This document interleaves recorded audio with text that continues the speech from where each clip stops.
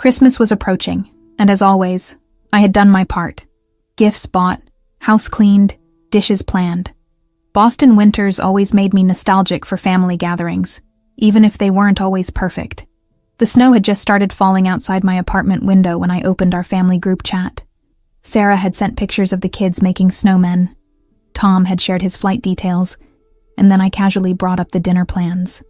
That's when my phone pinged with a message that made my heart sink. "You're not invited this year," wrote Elizabeth, my mother-in-law, with a period at the end like a door slamming shut. No explanation, no emotion, just a statement, as if I were some random acquaintance who had misunderstood an exclusive event. I stared at the message, reading it over and over. The Christmas playlist I had carefully curated still played cheerfully in the background, now a mocking soundtrack to my confusion.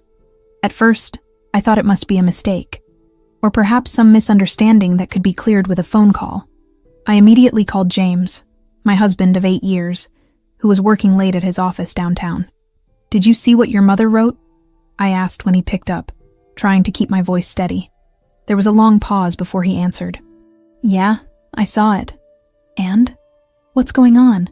Why wouldn't I be invited to Christmas?" James sighed. That familiar sound that always preceded bad news. "Look, Kate, Mom just thinks it would be better this year if it was just family." His words hit me like a physical blow. Just family. After 8 years of marriage, I still wasn't considered family. "And you're okay with this?" I asked, my voice barely above a whisper. "It's just one Christmas," he said, his tone suggesting I was overreacting. "Besides, you know how she gets when things don't go her way." That's when I noticed the background noise on his end. Laughter, glasses clinking. "Where are you right now?" "Just grabbing drinks with Tom and Dad. Last-minute planning stuff. For the Christmas I wasn't invited to." I hung up without saying goodbye, something I'd never done before in our relationship. I walked to our bedroom and sat on the edge of the bed, looking at the pile of wrapped gifts in the corner, a cashmere scarf for Elizabeth that cost more than I'd usually spend, a rare scotch for Robert, my father-in-law, custom golf clubs for James, all carefully chosen, all now seeming like desperate attempts to buy the acceptance I never seemed to earn. The memory of all the Christmases I had spent trying to fit in haunted me. 3 years ago, when Melissa, James's sister, wanted to take the entire family to Vermont for Christmas, it was my bonus that paid for the cabin. Last year, when Tom, her husband, lost his job, I quietly covered their mortgage for 6 months, making James promise not to tell anyone where the money came from. When Elizabeth wanted to renovate her kitchen before hosting Thanksgiving, I offered to help, ending up paying for most of it when their budget ran short. My phone buzzed with messages from the group chat. They were discussing the menu now, Elizabeth asking if anyone had food allergies. The irony wasn't lost on me. I was the one who had asked about allergies every year prior, making sure everyone's dietary needs were considered. Now I was erased from the equation entirely. I walked to our home office and opened a drawer where I kept records of all the financial help I'd given to James's family over the years. Seeing it all laid out made me realize just how much I had been financing their lifestyle. My job as a financial advisor had always paid well, considerably better than James's work as a high school teacher. I had never minded supporting our life together, or helping his family when needed.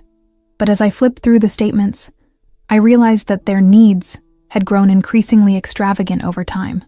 As I sat alone on the couch, staring at the blank calendar on December 25th, something inside me shifted. The pain began to crystallize into something else. Resolve. I thought about all the holidays where I had smiled through thinly veiled insults, where I had been seated at the far end of the table, where my opinions were dismissed and my contributions minimized. I thought about how James had never once stood up for me, always choosing the path of least resistance. My phone buzzed again with a message from James. "Home in an hour. We can talk about this then." But I wasn't sure I wanted to talk anymore. 8 years of talking hadn't changed anything. 8 years of generosity hadn't earned me a place at their table. 8 years of loving James hadn't been enough for him to choose me when it mattered. I closed the financial records and opened my laptop instead. Perhaps it was time to show them exactly what my absence from their lives would really mean. For years, I had been the quiet supporter in the background, the one who funded family events, paid off their debts in silence, and never asked for recognition. It started with small things, a phone bill here, a shopping spree there, but as their entitlement grew, so did the size of their expectations. I had allowed myself to become their invisible bank. James arrived home that night with the scent of whiskey on his breath and guilt in his eyes. He tried to explain his mother's decision as if it were perfectly reasonable. "Kate, you know how Mom is about traditions," he said, loosening his tie as he paced our living room. "She just wants one Christmas like when we were kids. And I'm not invited because I wasn't in your childhood photos?" I asked, my voice steadier than I expected. "Don't be dramatic, it's just dinner." "Just dinner?" Like the dinner last Thanksgiving when Elizabeth had accidentally served me food with shellfish, despite knowing about my allergy. Or the dinner where Robert had spent 20 minutes explaining my own job to me. Or the countless dinners where Melissa had talked over me as if I were invisible. "If it's just dinner, why can't you spend it with me instead?" I asked. James ran his hand through his hair, exasperated. "Because they're my family, Kate. And what am I?" He didn't answer. He didn't need to. His silence said everything. That night, he slept in the guest room, claiming he didn't want to disturb me when he left early for work the next day. I lay awake, staring at the ceiling, wondering how we had reached this point. When had I become so replaceable in my own marriage? The next morning, I went to my office in downtown Boston. Snow was falling gently as I walked from the parking garage to my building. The city was decorated for Christmas, twinkling lights hanging from every storefront.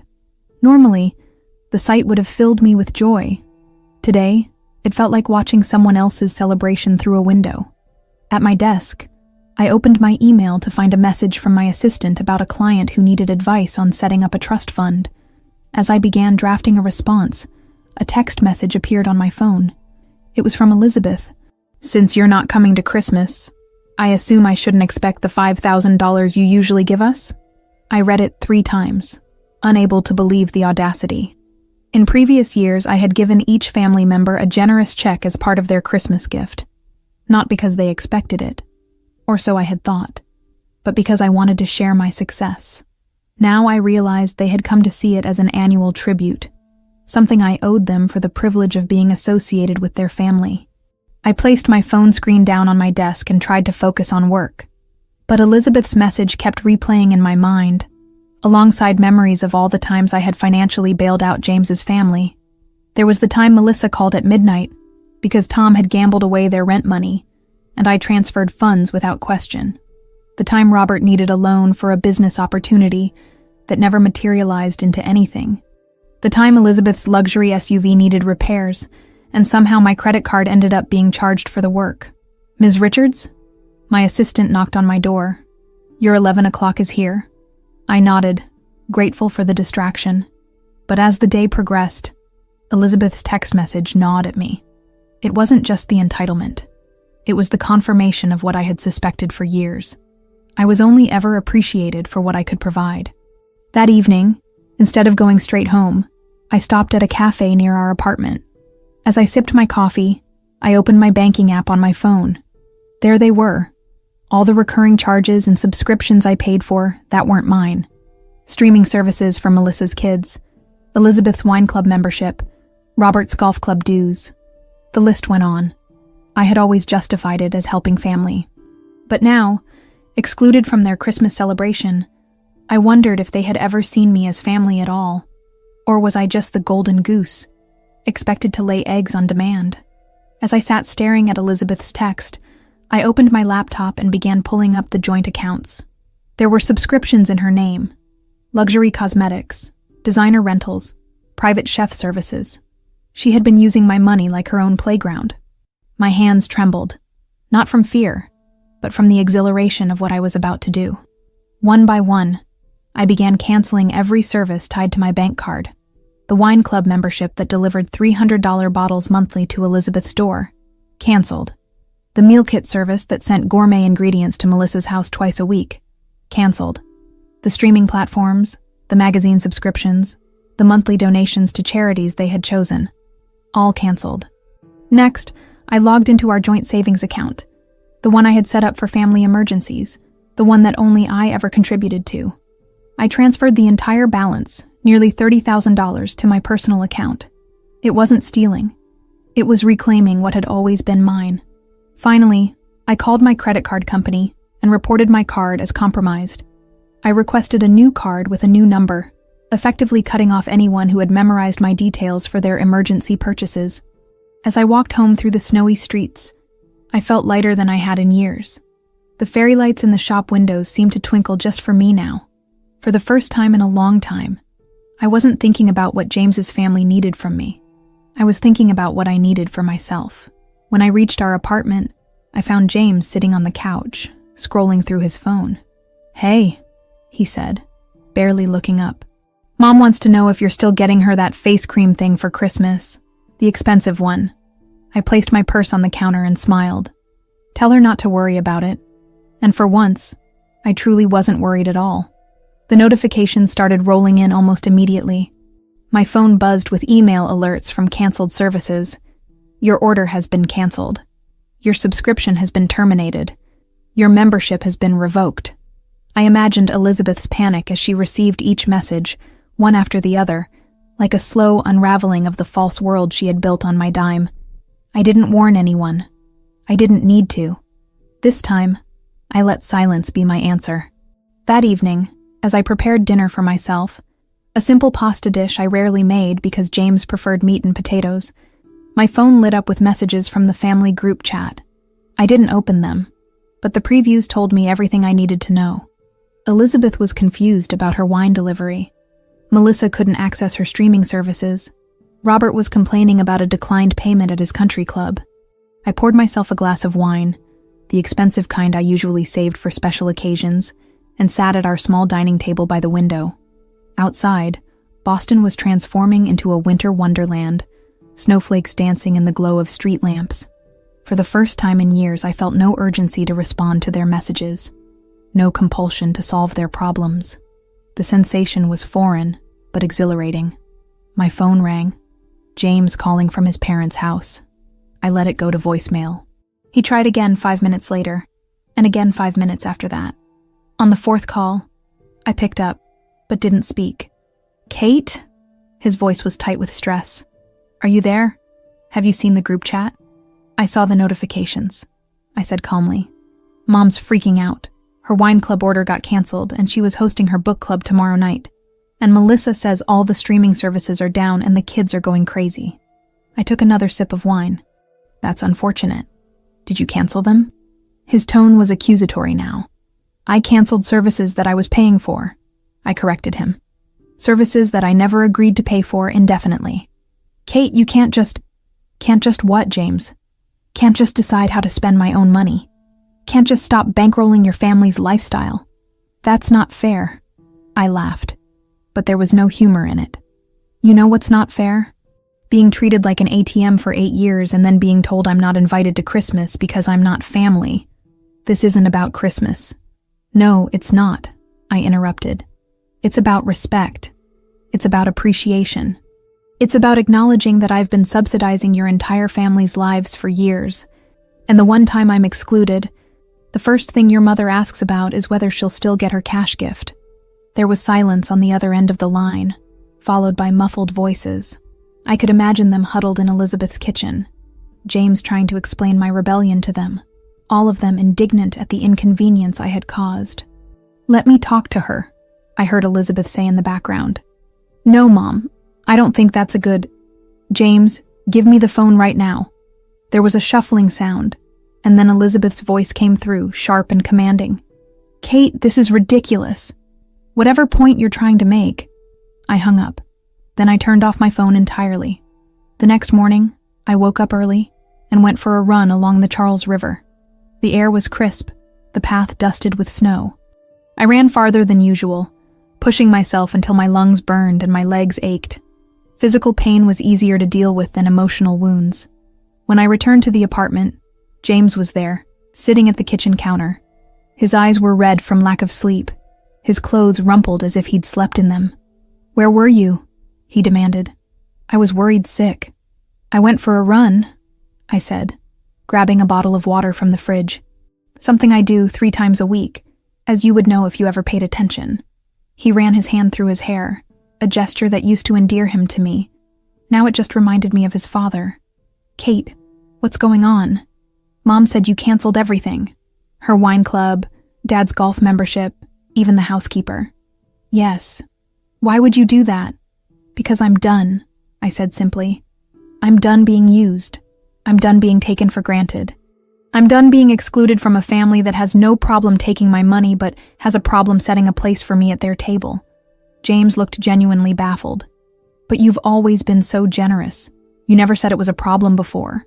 It wasn't a problem when I was treated with a basic level of respect. But apparently, even that was too high a price for your family to pay. My mom just wants one traditional Christmas. Stop. I held up my hand. Just stop. We both know this isn't about tradition. It's about control. Your mother has never liked me, never accepted me, and now she's testing how far she can push before you'll stand up to her. His face flushed with anger. That's not true. Isn't it? Then why, in 8 years of marriage, have you never once told her to back off when she belittles me? Why have you never questioned why I'm always the one paying for family vacations? Why did you agree to exclude your wife from Christmas without even discussing it with me first? He had no answer, which was answer enough. I have to get to work, I said, moving past him toward the bedroom. Lock the door when you leave. Throughout the day, my phone buzzed constantly. I had turned it back on but set it to Do Not Disturb for everyone except my boss and my closest friend, Layla. The rest, James, his family, the group chat, were all silenced. I could see the notifications piling up, but I felt no compulsion to read them. Layla called during my lunch break. We'd been friends since college, and she had witnessed my slow disappearance into James's family over the years. So, she said when I picked up, want to tell me why Melissa just called me in tears asking if I knew where you were? I nearly choked on my sandwich. She called you? Yep. Said no one can reach you and they're all losing their minds. What did you do, girl? I told her everything. The Christmas disinvitation, Elizabeth's blatant ask for money, my financial revolt. As I spoke, I felt a weight lifting from my shoulders. Saying it all out loud made me realize just how absurd the situation had become. It's about damn time, Layla said when I finished. I've been watching you bend over backward for these people for years. You know what you should do now? Take yourself on a vacation. A real one. Not one where you're paying for everyone else's good time. My laugh caught me by surprise. A genuine, full-bodied laugh. You know what? Maybe I will. After work, I stopped by a travel agency.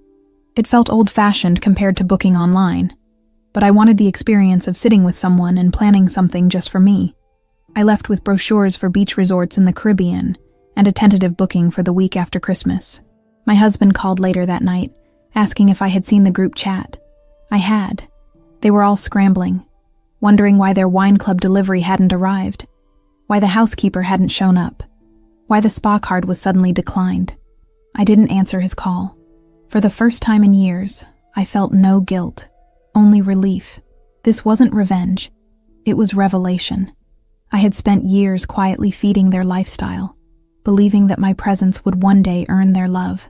But when they finally cut me out of the family celebration, I saw clearly that love was never part of the equation, only convenience. As I sat alone in our apartment that night, watching the snow fall outside my window, I realized something important.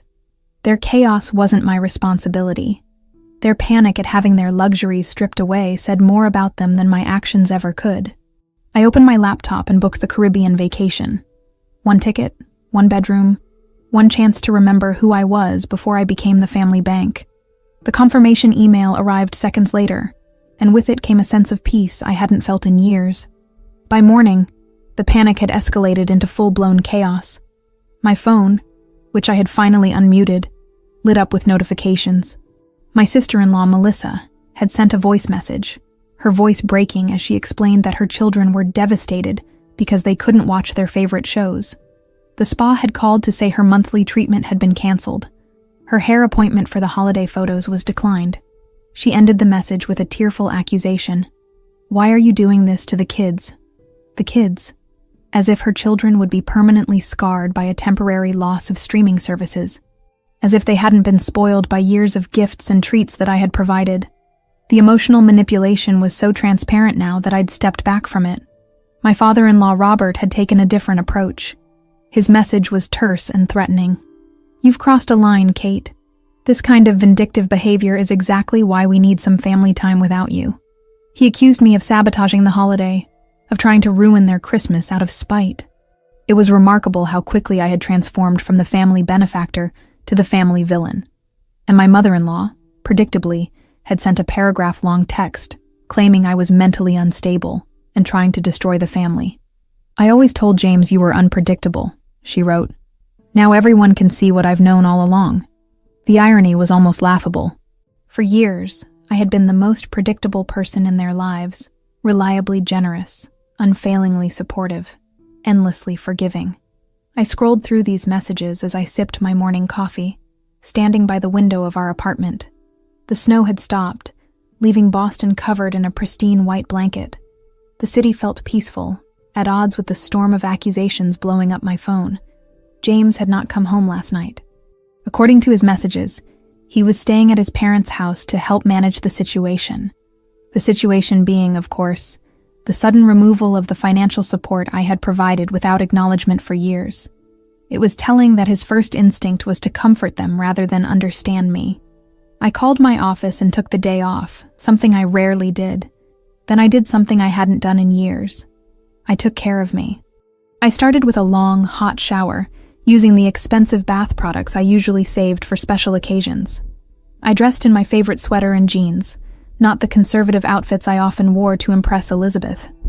I went to my favorite bookstore in Cambridge and browsed for hours, buying whatever caught my eye without checking the price. I had lunch alone at a small cafe, ordering a glass of wine with my meal, another small luxury I rarely allowed myself. The waiter smiled as he poured it, and I realized he was flirting with me. I had forgotten what that felt like, being seen as a woman rather than a wallet. As I ate, I checked my email and found a confirmation for my Caribbean trip. On impulse, I upgraded my booking to a beachfront suite. Why not? It was my money, earned by my hard work. For once, I would be the one to enjoy it. My phone rang. Melissa again. I declined the call. Then Robert. Declined. Then Elizabeth, twice in a row. Declined. Then James. 3 times in succession. After the third call, I turned off my phone completely and dropped it into my purse. Freedom, I was discovering, tasted better than the most expensive wine. I spent the afternoon at the Museum of Fine Arts, wandering through galleries I had rushed through on previous visits when accompanying James's family. I lingered in front of paintings that moved me, sat on benches to simply absorb the beauty around me. Time stretched luxuriously when there were no demands to meet, no complaints to soothe, no crises to finance. As the museum was closing, I turned my phone back on to call a rideshare. 27 missed calls, 42 text messages, 5 voicemails. They had depended so completely on me that even a single disruption sent their world spiraling. I had no intention of explaining myself. Instead, I deleted all the notifications without reading them and headed home. The doorman of our building greeted me with a concerned look. "Your husband's been here 3 times today, Mrs. Richards." He seemed pretty upset.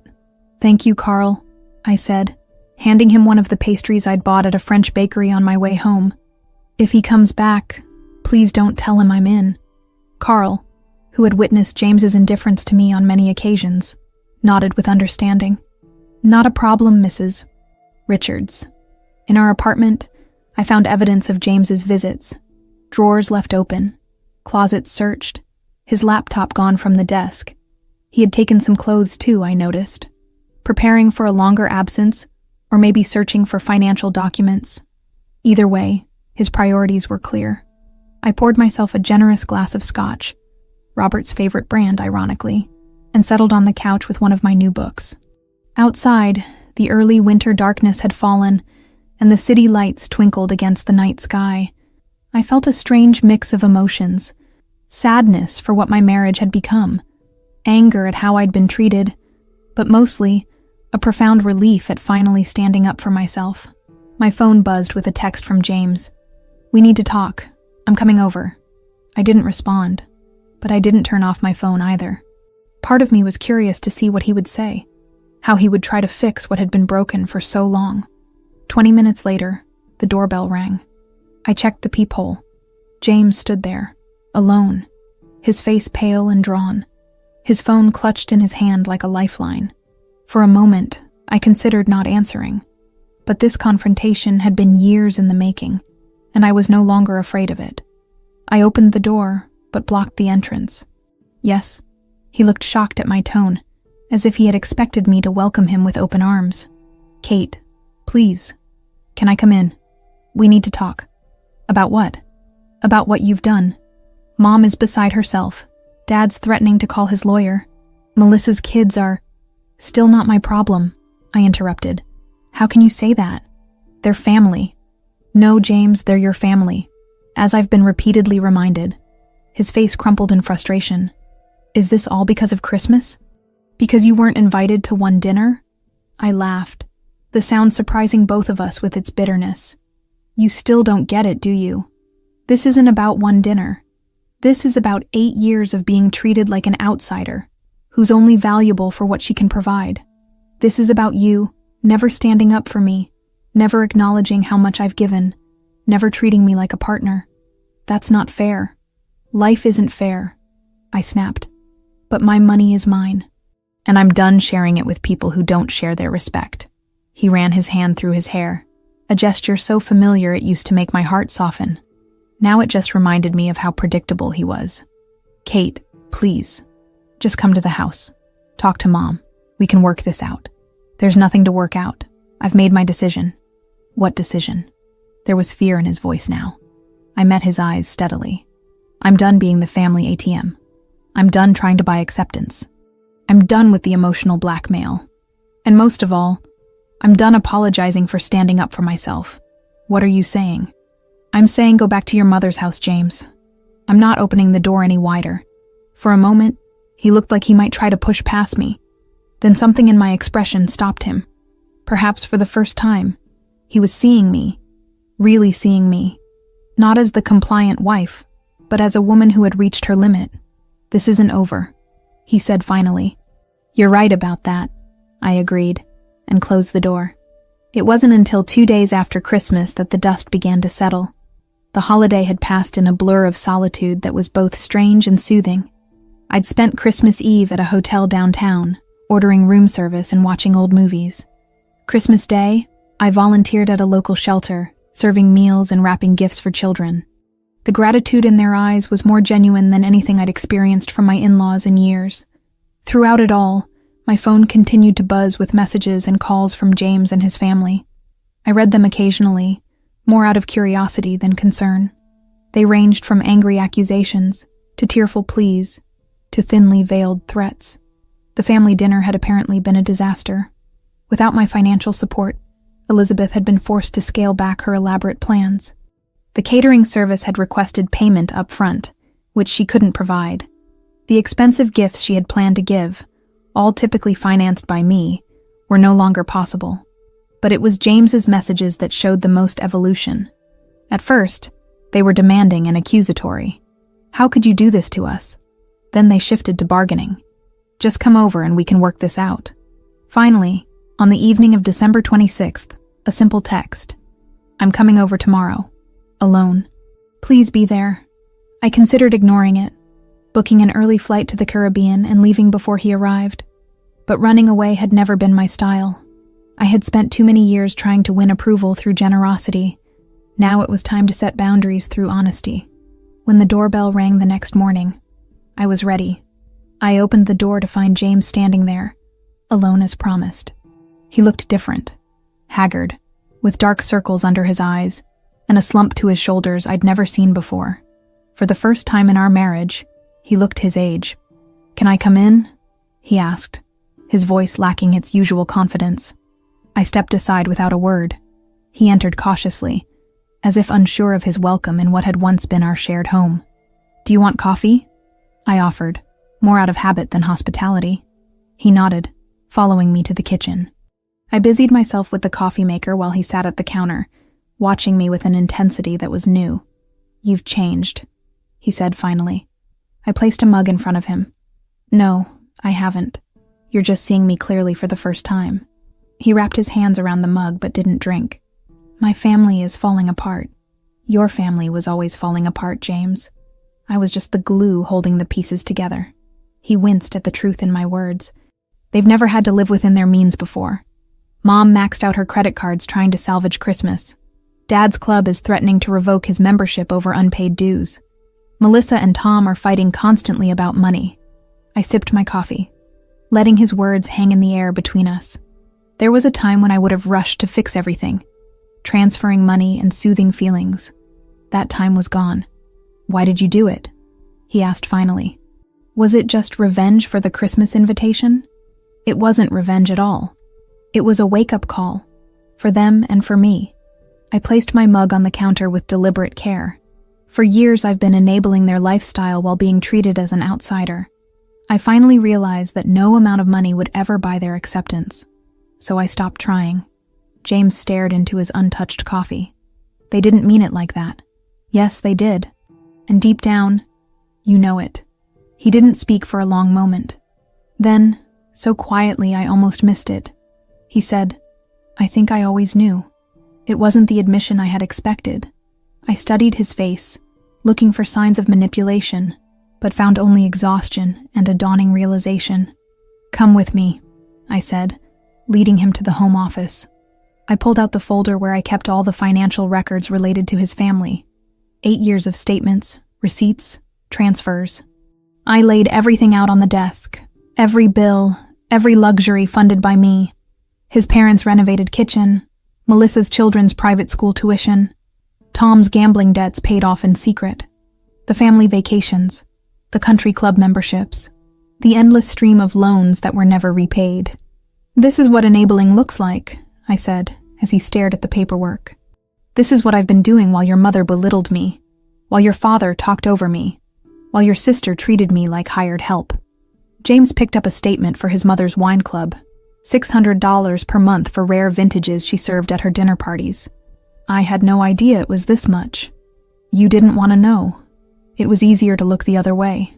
He shuffled through more papers, realization washing over him in waves. All these years, while I was teaching high school English for $55,000 a year, you were supporting your entire family's lifestyle? Yes. Why didn't you say something sooner? I leaned against the desk, suddenly tired. I did, James, many times. You always dismissed it. That's just how Mom is. Dad doesn't mean it like that. Melissa's going through a rough time. You had an excuse for everything except their treatment of me. He didn't try to deny it. He didn't apologize either. He just stared at the papers, the physical evidence of years of financial manipulation. What happens now? He asked eventually. That depends on you. I'm done financing their comfort at the cost of my dignity. If you want to remain in my life, it will have to be on different terms. Terms where I am seen, respected, and never silenced again. I met his eyes directly. And it starts with you standing up to them. Not just about money, but about how they treat me. They won't change overnight. I don't expect them to. But I expect you to stop enabling their behavior, the same way I've stopped enabling their spending. He was quiet for a long time, looking at the papers spread across the desk. Then he gathered them up and put them back in the folder. I need some time to think. Take all the time you need. I'll be here until January 2nd.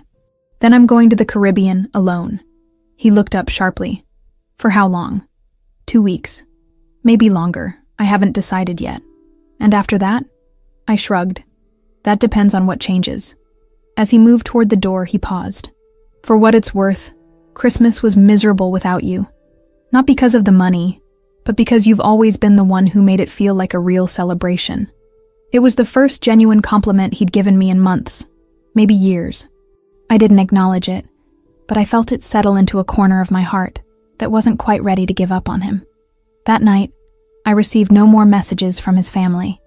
They had gone silent, too humiliated to ask for more. But I knew it wasn't over. They weren't just losing a provider. They were losing control.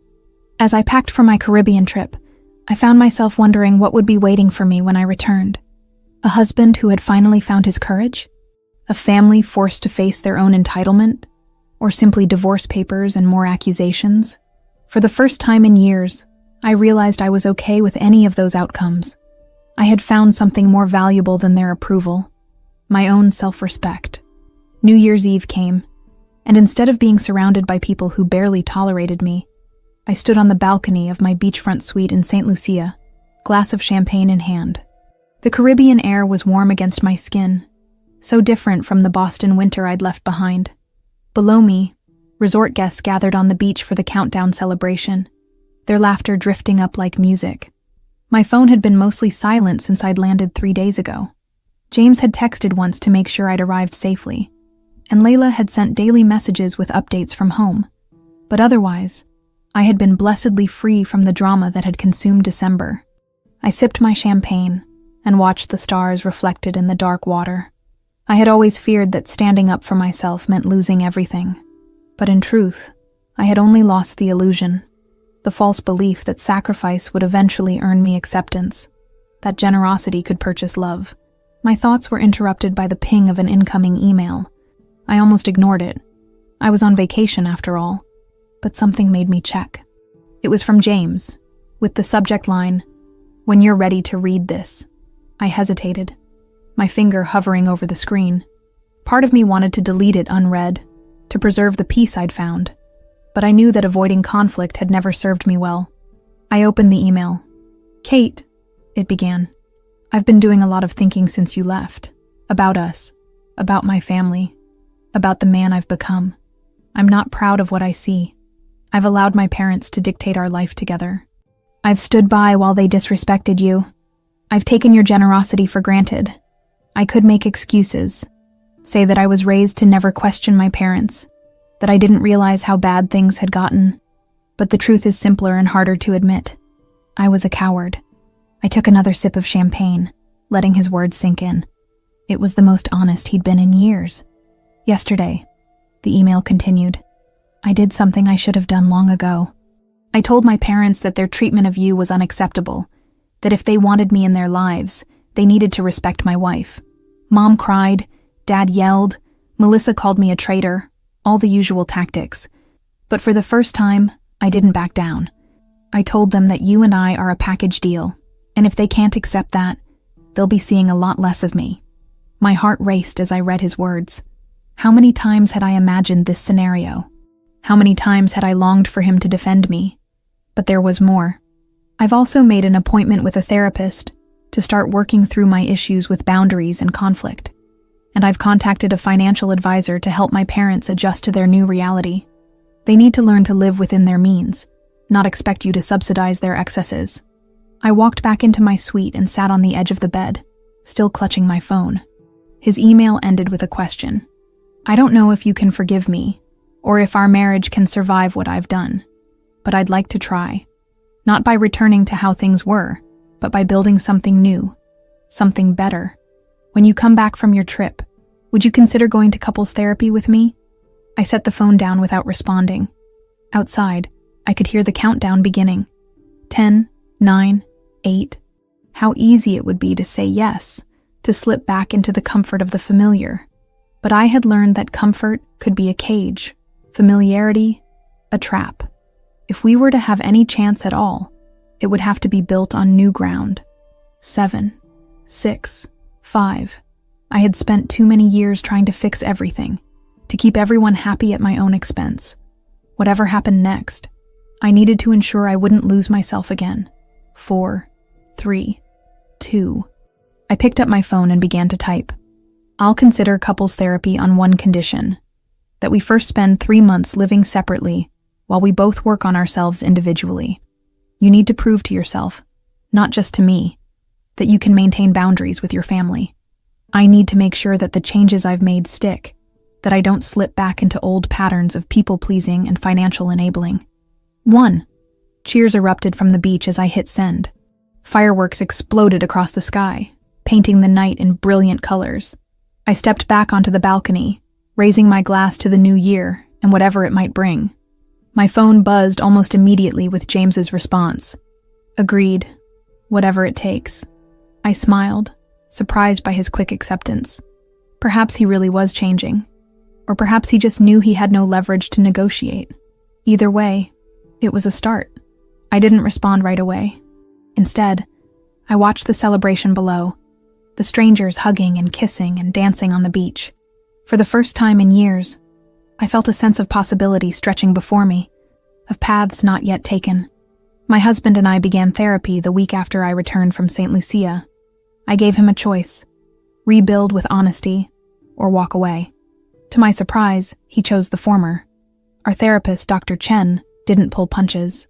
In our very first session, she pointed out the power imbalance in our relationship, the way my financial success had been used against me, the dynamic of control and compliance that had developed between us. "This won't be easy," she warned us both. "Rebuilding trust takes time. Changing family patterns takes courage." She was right about the difficulty. Our separate living arrangements, James in a small apartment near his school, me in our condo, made it impossible to fall back on old patterns of convenience. Without the daily rhythm of shared space to paper over our problems, we had to face them head-on. James did the work. He maintained boundaries with his family even when it was painful. He learned to recognize manipulation tactics he'd previously been blind to.